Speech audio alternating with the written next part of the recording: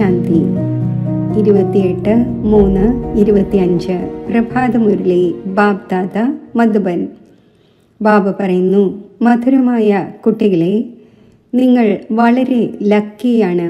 കാരണം നിങ്ങൾക്ക് ബാബയുടെ ഓർമ്മയല്ലാതെ മറ്റൊരു ചിന്തയുമില്ല.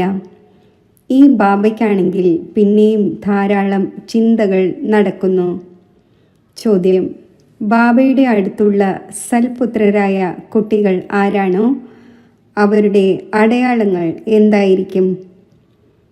ഉത്തരം: അവർ എല്ലാവരുടെയും ബുദ്ധിയോഗം ഒരു ബാബയുമായി യോജിപ്പിച്ചുകൊണ്ടിരിക്കും.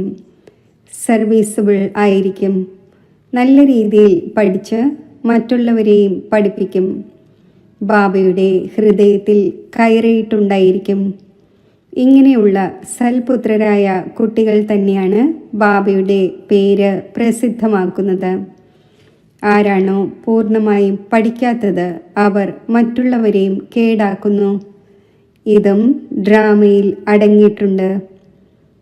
ഗീതം: മാതാപിതാക്കളുടെ ആശീർവാദങ്ങൾ നേടിയെടുക്കൂ. ഓം ശാന്തി.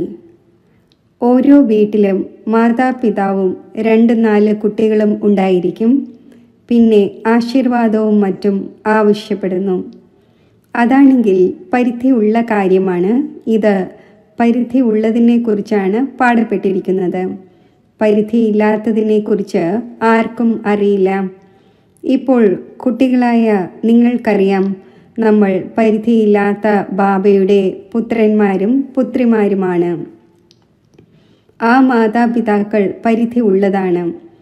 പരിധിയുള്ള മാതാപിതാക്കളുടെ ആശീർവാദങ്ങൾ നേടിയെടുക്കൂ എന്ന് പറയുന്നു. ഇത് പരിധിയില്ലാത്ത മാതാവും പിതാവുമാണ്. ആ പരിധിയുള്ള മാതാപിതാക്കളും കുട്ടികളെ സംരക്ഷിക്കുന്നു.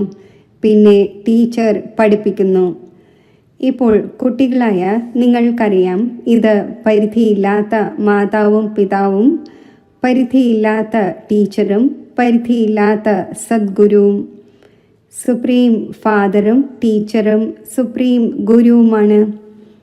സത്യം പറയുന്നവനും സത്യം പഠിപ്പിക്കുന്നവനുമാണ്. കുട്ടികൾ നമ്പർ വൈസ് ആണല്ലോ. ലൗകിക വീട്ടിൽ 2-4 കുട്ടികൾ ഉണ്ടായിരിക്കുകയാണെങ്കിൽ അവരുടെ എത്ര പരിപാലനം ചെയ്യേണ്ടി വരും? ഇവിടെ എത്ര അനേകം കുട്ടികളുണ്ട്. എത്ര സെൻറ്റേഴ്സിൽ നിന്നും കുട്ടികളുടെ സമാചാരം വരുന്നു.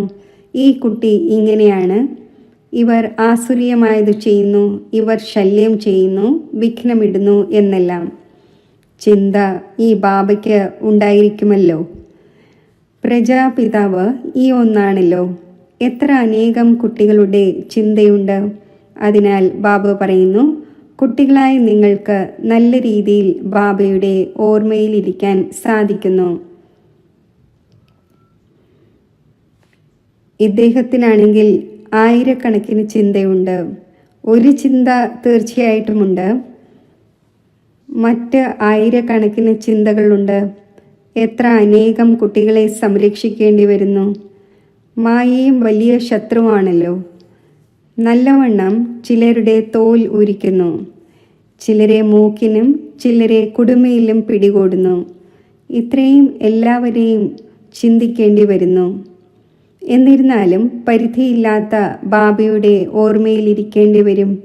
നിങ്ങൾ പരിധിയില്ലാത്ത ബാബയുടെ കുട്ടികളാണ്. നമ്മൾ ബാബയുടെ ശ്രീമത്തിലൂടെ നടന്ന് എന്തുകൊണ്ട് ബാബയിൽ നിന്നും മുഴുവൻ സമ്പത്തും എടുത്തുകൂടാ എന്നത് അറിയുന്നുണ്ട്. എല്ലാവരും ഏകരസമായി നടക്കുക സാധ്യമല്ല. കാരണം ഇത് രാജ്യം സ്ഥാപിതമായിക്കൊണ്ടിരിക്കുകയാണ്. മറ്റാരുടെയും ബുദ്ധിയിൽ വരിക സാധ്യമല്ല.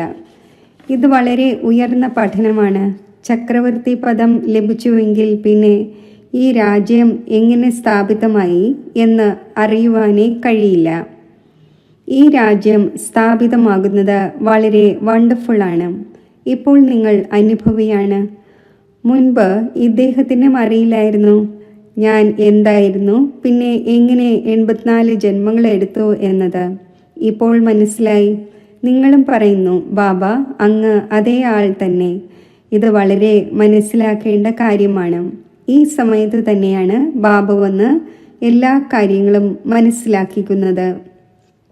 ഈ സമയത്ത് ആരെങ്കിലും എത്ര തന്നെ ലക്ഷപതിയോ കോടിപതിയോ ആയിരുന്നാലും ബാബ പറയുന്നു, ഈ പൈസയെല്ലാം മണ്ണിൽ ചേരാൻ പോകുന്നവയാണ്. ബാക്കി ടൈം തന്നെ എത്രയാണുള്ളത്? ലോകത്തിൻ്റെ സമാചാരം നിങ്ങൾ റേഡിയോയിൽ അഥവാ പത്രങ്ങളിൽ കേൾക്കുന്നു. എന്തെല്ലാമാണ് നടന്നുകൊണ്ടിരിക്കുന്നത്? ദിനം പ്രതിദിനം വളരെയധികം വഴക്കുകൾ വർദ്ധിച്ചുകൊണ്ടിരിക്കുകയാണ്. നൂൽ കുരുങ്ങിക്കൊണ്ടേയിരിക്കുന്നു. എല്ലാവരും പരസ്പരം അടികൂടുന്നു, വഴക്കുകൂടുന്നു, മരിക്കുന്നു. ഇങ്ങനെയുള്ള തയ്യാറെടുപ്പുകൾ നടന്നുകൊണ്ടിരിക്കുകയാണ്.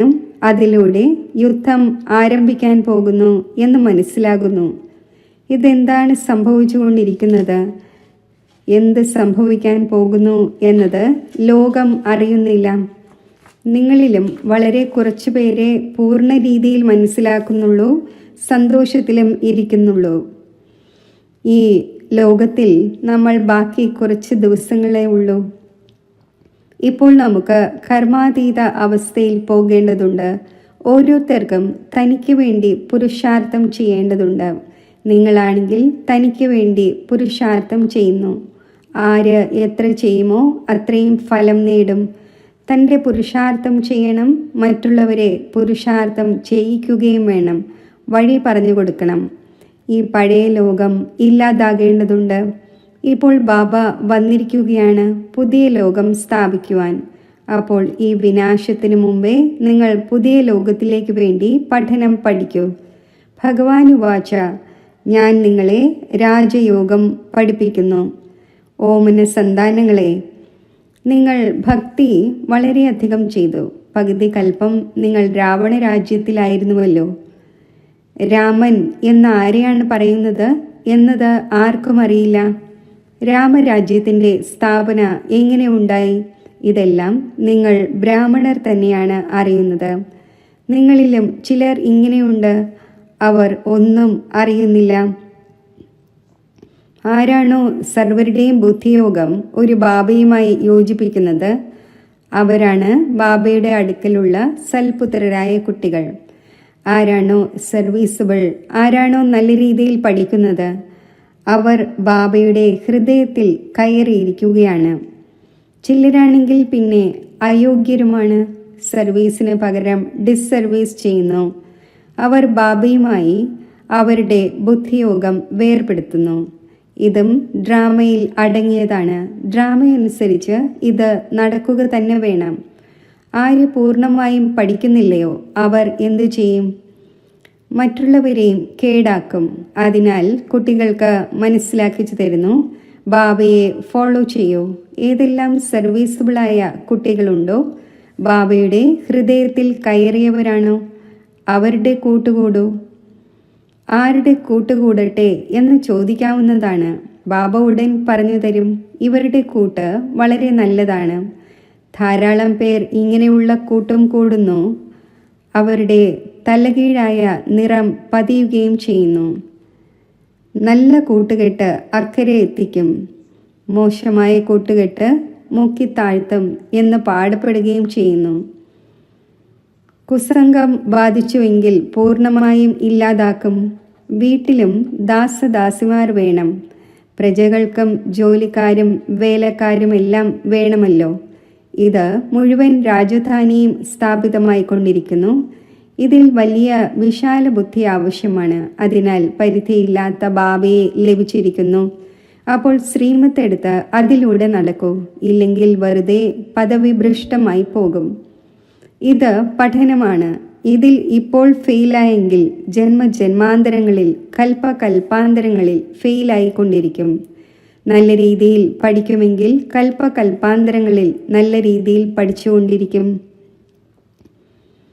ഇവർ പൂർണ്ണമായും പഠിക്കുന്നില്ല എന്ന് മനസ്സിലാക്കുന്നു. അപ്പോൾ എന്ത് പദവി ലഭിക്കുവാനാണ്? സ്വയവും മനസ്സിലാക്കുന്നു, നമ്മൾ സർവീസ് ഒന്നും ചെയ്യുന്നില്ല. നമ്മളെക്കാൾ സമർത്ഥർ വളരെയധികമുണ്ട്. സമർത്ഥരായവരെ തന്നെയാണ് പ്രഭാഷണത്തിനായി വിളിക്കുന്നത്. അപ്പോൾ തീർച്ചയായും ആരാണോ സമർത്ഥർ, ഉയർന്ന പദവിയും അവർ നേടും. നമ്മൾ ഇത്രയും സർവീസ് ചെയ്യുന്നില്ല, അപ്പോൾ ഉയർന്ന പദവി നേടാൻ സാധിക്കില്ല. ടീച്ചറിന് സ്റ്റുഡൻറ്റിനെയും മനസ്സിലാക്കാൻ സാധിക്കുമല്ലോ. ദിവസവും പഠിപ്പിക്കുന്നു. രജിസ്റ്റർ ആ ഒന്നിൻ്റെ അടുക്കലുണ്ട്. പഠനത്തിൻ്റെയും പെരുമാറ്റത്തിൻ്റെയും രജിസ്റ്റർ ഉണ്ട്. ഇവിടെയും ഇങ്ങനെയാണ്. ഇതിൽ പിന്നെ മുഖ്യമായത് യോഗത്തിൻ്റെ കാര്യമാണ്. യോഗം നല്ലതാണെങ്കിൽ പെരുമാറ്റവും നല്ലതായിരിക്കും. പഠനത്തിൽ പിന്നെ എവിടെയെങ്കിലും അഹങ്കാരം വന്നു പോകുന്നു. ഇതിൽ മുഴുവൻ ഓർമ്മയുടെ ഗുപ്ത പ്രയത്നം ചെയ്യേണ്ടതുണ്ട്. അതിനാൽ തന്നെയാണ് വളരെ പേരുടെ റിപ്പോർട്ട് വരുന്നത്, ബാബ, നമുക്ക് യോഗത്തിലിരിക്കാൻ സാധിക്കുന്നില്ല. ബാബ മനസ്സിലാക്കിച്ചു തന്നിട്ടുണ്ട്, യോഗം എന്ന വാക്ക് മാറ്റൂ. ആരിൽ നിന്നാണോ സമ്പത്ത് ലഭിക്കുന്നത് ആ ബാബയെ നിങ്ങൾക്ക് ഓർമ്മിക്കാൻ സാധിക്കുന്നില്ലേ? വണ്ടറാണ്. ബാബ പറയുന്നു, ഹേ ആത്മാക്കളെ, നിങ്ങൾ പിതാവായ എന്നെ ഓർമ്മിക്കുന്നില്ല. ഞാൻ നിങ്ങൾക്ക് വഴി പറഞ്ഞു തരാൻ വന്നിരിക്കുന്നു. നിങ്ങൾ എന്നെ ഓർമ്മിക്കൂ. അപ്പോൾ ഈ യോഗ അഗ്നിയിലൂടെ പാപം കത്തിപ്പോകും. ഭക്തിമാർഗത്തിൽ മനുഷ്യർ എത്ര തിക്കും തിരക്കും കൊള്ളുന്നു. കുംഭമേളയിൽ എത്ര തണുത്ത ജലത്തിൽ പോയി സ്നാനം ചെയ്യുന്നു. എത്ര പ്രയാസങ്ങൾ സഹിക്കുന്നു. ഇവിടെയാണെങ്കിൽ ഒരു പ്രയാസവുമില്ല. ആരാണോ ഫസ്റ്റ് ക്ലാസ് കുട്ടികൾ, അവർ ഒരു പ്രിയതമൻ്റെ സത്യസത്യമായ പ്രിയതമയായി ഓർമ്മിച്ചുകൊണ്ടേയിരിക്കും. ചുറ്റിക്കറങ്ങാൻ പോവുകയാണെങ്കിൽ ഏകാന്തതയിൽ പൂന്തോട്ടത്തിലിരുന്ന് ഓർമ്മിക്കും. അവിടെയും ഇവിടെയുമുള്ള സംസാരങ്ങളിൽ ഇരിക്കുന്നതിലൂടെ വായുമണ്ഡലം കേടാകുന്നു. അതിനാൽ എത്ര ടൈം ലഭിക്കുമോ ബാബയെ ഓർമ്മിക്കുന്നതിൻ്റെ പ്രാക്ടീസ് ചെയ്യൂ. ഫസ്റ്റ് ക്ലാസ് സത്യമായ പ്രിയതമൻ്റെ പ്രിയതമയാകൂ. ബാബ പറയുന്നു, ദേഹധാരിയുടെ ഫോട്ടോ വയ്ക്കരുത്. കേവലം ഒരു ശിവ് ബാബയുടെ ഫോട്ടോ വയ്ക്കൂ. ആ ഒന്നിനെ ഓർമ്മിക്കണം. അഥവാ സൃഷ്ടിചക്രത്തെയും ഓർമ്മിച്ചുകൊണ്ടിരിക്കുന്നു എന്നിരിക്കെ ത്രിമൂർത്തിയുടെയും ഗോളത്തിൻ്റെയും ചിത്രം ഫസ്റ്റ് ക്ലാസ് ആണ്. ഇതിൽ മുഴുവൻ ജ്ഞാനവുമുണ്ട്. സ്വദർശന ചക്രധാരി എന്ന നിങ്ങളുടെ നാമം അർത്ഥസഹിതമാണ്. പുതിയതായി ആരെങ്കിലും പേര് കേൾക്കുകയാണെങ്കിൽ മനസ്സിലാക്കാൻ സാധിക്കില്ല. ഇത് കുട്ടികളായ നിങ്ങൾ മാത്രമാണ് മനസ്സിലാക്കുന്നത്. നിങ്ങളിലും ചിലർ നല്ല രീതിയിൽ ഓർമ്മിക്കുന്നു. ധാരാളം പേരുണ്ട്, അവർ ഓർമ്മിക്കുന്നതേയില്ല. തൻ്റെ ആഹാരം തന്നെ കേടാക്കുന്നു, അതായത് പ്രാപ്തി നഷ്ടമാക്കുന്നു. പഠനമാണെങ്കിൽ വളരെ സഹജമാണ്. ബാബ പറയുന്നു, സൈലൻസിലൂടെ നിങ്ങൾക്ക് സയൻസിൻ്റെ മേൽ വിജയം നേടേണ്ടതുണ്ട്. സൈലൻസും സയൻസും രാശി ഒന്ന് തന്നെയാണ്. മിലിറ്ററിയിലും 3 മിനിറ്റ് സൈലൻസിൽ സ്ഥിതി ചെയ്യിക്കുന്നു. മനുഷ്യരും നമുക്ക് ശാന്തി ലഭിച്ചെങ്കിൽ എന്ന് ആഗ്രഹിക്കുന്നു. ഇപ്പോൾ നിങ്ങൾക്കറിയാം, ശാന്തിയുടെ സ്ഥാനം തന്നെ ബ്രഹ്മാണ്ടമാണ്. ആ ബ്രഹ്മമഹത്തത്വത്തിൽ ഇത്രയും ചെറിയ ബിന്ദുവായ നമ്മൾ ആത്മാക്കൾ വസിക്കുന്നു. ആ എല്ലാ ആത്മാക്കളുടെയും വൃക്ഷം വണ്ടർഫുൾ ആയിരിക്കുമല്ലോ. മനുഷ്യർ പറയുകയും ചെയ്യുന്നു, ഭൃഗുടിയുടെ മധ്യത്തിൽ അത്ഭുത നക്ഷത്രം തിളങ്ങുന്നു എന്ന്. വളരെ ചെറിയ സ്വർണത്തിൻ്റെ തിലകം ഉണ്ടാക്കി ഇവിടെ അണിയുന്നു. ആത്മാവും ബിന്ദുവാണ്. ബാബയും ആ ഒന്നിൻ്റെ സമീപത്ത് വന്ന് ഇരിക്കുന്നു. സാധു സന്യാസിമാരോ മറ്റോ സ്വയം ആത്മാവാണ് എന്നറിയുന്നില്ല. ആത്മാവിനെ തന്നെ അറിയുന്നില്ല എന്നിരിക്കെ പരമാത്മാവിനെ എങ്ങനെ അറിയാൻ സാധിക്കും? കേവലം നിങ്ങൾ ബ്രാഹ്മണർ തന്നെയാണ് ആത്മാവിനെയും പരമാത്മാവിനെയും അറിയുന്നത്. ഒരു ധർമ്മത്തിലുള്ളവർക്കും അറിയാൻ സാധിക്കില്ല. ഇപ്പോൾ നിങ്ങൾ തന്നെയാണ് അറിയുന്നത്. എങ്ങനെയാണ് ഇത്രയും ചെറിയൊരു ആത്മാവ് മുഴുവൻ പാർട്ടും അഭിനയിക്കുന്നത്? സത്സംഗത്തിൽ ധാരാളം പേരിയ്ക്കുന്നു, ഒന്നും മനസ്സിലാക്കുന്നില്ല. ഇദ്ദേഹവും ധാരാളം ഗുരുക്കന്മാരെ സ്വീകരിച്ചു. ഇപ്പോൾ ബാബ പറയുന്നു, ഇതെല്ലാം ഭക്തിമാർഗത്തിലെ ഗുരുക്കന്മാരാണ്. ജ്ഞാനമാർഗത്തിൻ്റെ ഗുരു ഒന്ന് തന്നെയാണ്. ഡബിൾ കിരീടധാരികളായ രാജാക്കന്മാരുടെ മുന്നിൽ സിംഗിൾ കിരീടമുള്ള രാജാക്കന്മാർ ശിരസ് കുനിക്കുന്നു, നമിക്കുന്നു. കാരണം അവർ പവിത്രമാണ്. ആ പവിത്ര രാജാക്കന്മാരുടെ തന്നെ ക്ഷേത്രങ്ങളാണ് നിർമ്മിക്കപ്പെട്ടിട്ടുള്ളത്. പതിതർ പോയി അവരുടെ മുന്നിൽ ശിരസ് നമിക്കുന്നു. എന്നാൽ ഇവർ ആരാണ്, നമ്മൾ എന്തിനാണ് ശിരസ് കുനിക്കുന്നത് എന്നത് അവർക്കാർക്കും അറിയില്ല. സോമനാഥൻ്റെ ക്ഷേത്രം ഉണ്ടാക്കി, ഇപ്പോൾ പൂജ ചെയ്യുന്നു. പക്ഷേ ബിന്ദുവിൻ്റെ പൂജ എങ്ങനെ ചെയ്യും? ബിന്ദുവിൻ്റെ ക്ഷേത്രം എങ്ങനെ നിർമ്മിക്കും? ഇത് വളരെ ഗുഹ്യമായ കാര്യങ്ങളാണ്. ഗീതയിലും മറ്റും ഈ കാര്യങ്ങളില്ല. ആരാണോ സ്വയം അധികാരി ആ ഒന്ന് മനസ്സിലാക്കിച്ചു തരുന്നു. നിങ്ങളിപ്പോൾ അറിയുന്നുണ്ട് എങ്ങനെയാണ് ഇത്രയും ചെറിയ ആത്മാവിൽ പാർട്ട് അടങ്ങിയിരിക്കുന്നത്. ആത്മാവും അവിനാശിയാണ്, പാർട്ടും അവിനാശിയാണ്. വണ്ടറാണല്ലോ. ഇത് മുഴുവൻ മുൻകൂട്ടി തയ്യാറാക്കപ്പെട്ട കളിയാണ്. മുൻകൂട്ടി തയ്യാറാക്കപ്പെട്ടത് നടന്നുകൊണ്ടിരിക്കുന്നു എന്ന് പറയുകയും ചെയ്യുന്നു. ഡ്രാമയിൽ എന്തടങ്ങിയിട്ടുണ്ടോ അത് തീർച്ചയായും സംഭവിക്കും. ചിന്തയുടെ കാര്യമേയില്ല. കുട്ടികളായ നിങ്ങൾക്ക് ഇപ്പോൾ സ്വയം തന്നോട് പ്രതിജ്ഞ ചെയ്യേണ്ടതുണ്ട്. എന്തും സംഭവിച്ചു കൊള്ളട്ടെ, കണ്ണീര് ഒഴുക്കുകയില്ല. ഇന്നയാൾ മരിച്ചുപോയി, ആത്മാവ് പോയി മറ്റൊരു ശരീരമെടുത്തു, പിന്നെ കരയേണ്ട എന്താവശ്യമാണ്? തിരികെ വരാൻ സാധിക്കില്ല. കണ്ണുനീർ വന്നു, തോറ്റു. അതിനാൽ ബാബ പറയുന്നു, പ്രതിജ്ഞ ചെയ്യൂ, നമ്മൾ ഒരിക്കലും കരയുകയില്ല. അകലെ ബ്രഹ്മത്തിൽ വസിക്കുന്ന പിതാവിൻ്റെ ചിന്തയുണ്ടായിരുന്നു. ആ ഒന്നിനെ ലഭിച്ചു കഴിഞ്ഞു. അപ്പോൾ ബാക്കി എന്താണ് വേണ്ടത്? ബാബ പറയുന്നു, നിങ്ങൾ പിതാവായ എന്നെ ഓർമ്മിക്കൂ. ഞാൻ ഒരേ ഒരു തവണ വരുന്നു ഈ രാജധാനി സ്ഥാപിക്കുന്നതിനായി. ഇതിൽ യുദ്ധത്തിൻ്റെയോ മറ്റോ ഒരു കാര്യവുമില്ല. ഗീതയിൽ യുദ്ധം നടന്നതായി കേവലം പാണ്ഡവർ അവശേഷിച്ചതായും കാണിച്ചിരിക്കുന്നു. അവർ പട്ടിയെയും കൂടെ കൊണ്ടുപോയി പർവ്വതങ്ങളിൽ ഉരുകിപ്പോയി, ജയം നേടി മരിച്ചു പോവുകയും ചെയ്തു. കാര്യമേ നിലനിൽക്കുന്നില്ല. ഇതെല്ലാം കെട്ടുകഥകളാണ്. ഇതിനെ പറയുന്നത് ഭക്തി മാർഗം എന്നാണ്. ബാബ പറയുന്നു, കുട്ടികളായ നിങ്ങൾക്ക് ഇതിനോട് വൈരാഗ്യം ഉണ്ടാകേണ്ടതാണ്. പഴയ വസ്തുവിനോട് വെറുപ്പുണ്ടാകുമല്ലോ. വെറുപ്പ് കടുത്ത വാക്കാണ്. വൈരാഗ്യം എന്ന വാക്ക് മധുരമായതാണ്. എപ്പോഴാണോ ജ്ഞാനം ലഭിക്കുന്നത് അപ്പോൾ പിന്നെ ഭക്തിയുടെ വൈരാഗ്യമുണ്ടാകുന്നു. സത്യത്രേതായുഗങ്ങളിൽ ആണെങ്കിൽ പിന്നെ ജ്ഞാനത്തിൻ്റെ പ്രാപ്തി 21 ജന്മത്തേക്കായി ലഭിക്കുന്നു. അവിടെ ജ്ഞാനത്തിൻ്റെ ആവശ്യമില്ല. പിന്നെ എപ്പോഴാണോ നിങ്ങൾ വാമമാർഗത്തിലേക്ക് പോകുന്നത് അപ്പോൾ പടികൾ ഇറങ്ങുന്നു. ഇപ്പോൾ അന്തിമമാണ്. ബാബ പറയുന്നു, ഇപ്പോൾ ഈ പഴയ ലോകത്തോട് കുട്ടികളായ നിങ്ങൾക്ക് വൈരാഗ്യം വരേണ്ടതുണ്ട്.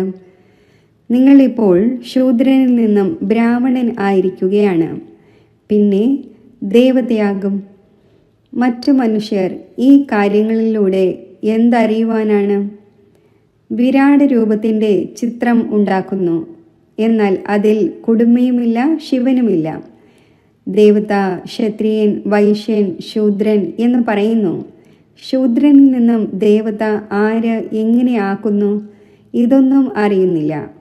ബാബ പറയുന്നു, നിങ്ങൾ ദേവീ ദേവന്മാർ എത്ര ധനികനായിരുന്നു, പിന്നെ ആ എല്ലാ ധനവും എവിടെ പോയി? ശിരസ് നമിച്ച് നമിച്ച് നെറ്റി തേയുന്നു, പൈസ പാഴാക്കി. ഇന്നലത്തെ കാര്യമാണല്ലോ. നിങ്ങളെ ഇതാക്കിയ ശേഷം പോയി, പിന്നെ നിങ്ങൾ എന്തായി മാറിയിരിക്കുകയാണ്? ശരി, മധുരമധുരമായ സിഖിലതെ കുട്ടികൾക്ക് മാതാവും പിതാവുമായ ബാബ്ദാദയുടെ സ്നേഹസ്മരണകൾ. Good morning. ആത്മീയ പിതാവിൻ്റെ ആത്മീയ കുട്ടികൾക്ക് നമസ്തേ. ധാരണയ്ക്കുള്ള മുഖ്യസാരം. അവിടെയും ഇവിടെയുമുള്ള പരചിന്തനത്തിൻ്റെ സംസാരങ്ങളിലൂടെ അന്തരീക്ഷം കേടാക്കരുത്. ഏകാന്തതയിലിരുന്ന് സത്യസത്യമായ പ്രിയതമയായി തൻ്റെ പ്രിയതമനെ ഓർമ്മിക്കണം.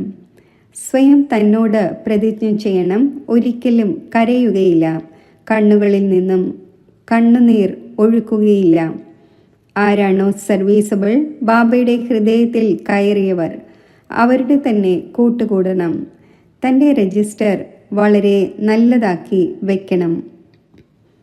വരദാനം: പവർഫുൾ വൃത്തിയിലൂടെ മനസ്സാ സേവനം ചെയ്യുന്ന വിശ്വമംഗളകാരിയായി ഭവിക്കട്ടെ. വിശ്വത്തിലെ അലയുന്ന ആത്മാക്കൾക്ക് വഴി പറഞ്ഞു കൊടുക്കുന്നതിനായി സാക്ഷാൽ ബാബയ്ക്ക് സമാനം ലൈറ്റ് ഹൗസും മൈറ്റ് ഹൗസും ആകൂ. ലക്ഷ്യം വയ്ക്കൂ, ഓരോ ആത്മാവിനും എന്തെങ്കിലും നൽകണം എന്ന്. ഒന്നുകിൽ മുക്തി നൽകൂ, അല്ലെങ്കിൽ ജീവൻ മുക്തി. സർവരെ പ്രതിയും മഹാദാനിയും വരദാനിയുമാകൂ. ഇപ്പോൾ അവരവരുടെ സ്ഥാനത്തിലെ സേവനം ചെയ്യുന്നുണ്ട്. എന്നാൽ ഒരു സ്ഥാനത്തിരുന്നു കൊണ്ട് മനസ്സാശക്തിയിലൂടെ വായുമണ്ഡലം ഉണ്ടാക്കൂ. വൈബ്രേഷനിലൂടെ വിശ്വസേവനം ചെയ്യൂ. ഇങ്ങനെയുള്ള പവർഫുൾ വൃത്തി ഉണ്ടാക്കൂ. അതിലൂടെ വായുമണ്ഡലം ഉണ്ടാകട്ടെ. അപ്പോൾ വിശ്വമംഗളകാരി ആത്മാവ് എന്ന് പറയും. സ്ലോഗൻ: അശരീരി സ്ഥിതിയുടെ എക്സസൈസും വ്യർത്ഥ സങ്കല്പമാകുന്ന ആഹാരത്തിൻ്റെ പഥ്യവും കൊണ്ട് സ്വയം തന്നെ ആരോഗ്യവാനാക്കൂ. അവ്യക്ത സൂചന: സത്യതയുടെയും സഭ്യതയുടെയും കൾച്ചർ സ്വായത്തമാക്കൂ. ഇപ്പോൾ തൻ്റെ പ്രഭാഷണങ്ങളുടെ രൂപരേഖ പുതിയതാക്കൂ. വിശ്വശാന്തിയുടെ പ്രഭാഷണം വളരെയധികം ചെയ്തു കഴിഞ്ഞു. എന്നാൽ ആധ്യാത്മിക ജ്ഞാനവും ശക്തിയും എന്താണ്? ഇതിൻ്റെ സോഴ്സ് ആരാണ്? ഈ സത്യതയെ സഭ്യതാപൂർവം തെളിയിക്കൂ. എല്ലാവരും മനസ്സിലാക്കട്ടെ, ഇത് ഭഗവാന്റെ കാര്യമാണ് നടന്നുകൊണ്ടിരിക്കുന്നത്. മാതാക്കൾ വളരെ നല്ല കാര്യമാണ് ചെയ്തുകൊണ്ടിരിക്കുന്നത്. സമയമനുസരിച്ച് ഈ ഭൂമി തയ്യാറാക്കേണ്ടി വരും. എന്നാൽ ഏതുപോലെ ഫാദർ ഷോസ് സൺ ആണ്, അതേപോലെ സൺ ഷോസ് ഫാദർ ആകണം. അപ്പോൾ പ്രത്യക്ഷതയുടെ കൊടി പാറും. ഓം ശാന്തി. എൻ്റെ ശ്രദ്ധയെ ഞാൻ ആത്മജ്യോതിയിൽ സ്ഥിരമാക്കുന്നു. ഞാൻ സ്വരാജ്യ അധികാരി ആത്മാവാകുന്നു. പവിത്ര സ്വരൂപമാണ്. ഈ ശക്തിശാലി സ്വമാനം സ്ഥൂല കർമ്മേന്ദ്രിയങ്ങളെ ശീതളമാക്കി മാറ്റുന്നു. മനസ്സും ബുദ്ധിയും സംസ്കാരവും ആകുന്ന സൂക്ഷ്മ ശക്തികളെ എൻ്റെ നിയന്ത്രണത്തിൽ വരുത്തുന്നു. പവിത്ര സ്വരൂപ ആത്മാവായ എന്നിൽ നിന്നും പവിത്രതയുടെ പ്രകാശ തരംഗങ്ങൾ നാനാഭാഗത്തും വ്യാപിക്കുന്നു. ഞാൻ ബുദ്ധി ബലത്തിലൂടെ ദൃശ്യ പ്രപഞ്ചത്തിനും ഉപരിയാകുന്നു. സ്വർണ്ണ ചുവന്ന പ്രകാശം സർവത്ര വ്യാപിച്ചിരിക്കുന്ന എൻ്റെ മധുരമായ ഗ്രഹത്തിൽ, നിരാകാരി ലോകത്തിൽ നിരാകാരനായ പരമാത്മാവിൻ്റെ സമീപം നിരാകാര സ്വരൂപത്തിൽ സ്ഥിതി ചെയ്യുന്നു. പരമാത്മാവിൻ്റെ ദിവ്യവും തേജസ്വിയുമായ സ്വരൂപത്തിൽ മനസ്സും ബുദ്ധിയും ഏകാഗ്രമാക്കുമ്പോൾ പരമാത്മാവിൽ നിന്നും ഒരു പ്രകാശധാരയായി പ്രവഹിക്കുന്ന സമസ്ത ശക്തികളും ഗുണങ്ങളും ആത്മാവിൽ നിറയുന്നു.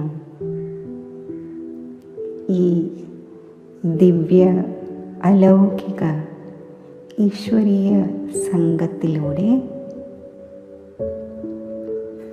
പ്രാപ്തമായ ശക്തി സർവ അലൗകിക വിശേഷതകളെയും ജീവിതത്തിൽ പകർത്തുവാനുള്ള വിശേഷ വരദാനമായി മാറുന്നു. ഈ സമ്പന്നമായ അലൗകിക സ്ഥിതി നിലനിർത്തി ഞാൻ മസ്തക സിംഹാസനത്തിലേക്ക്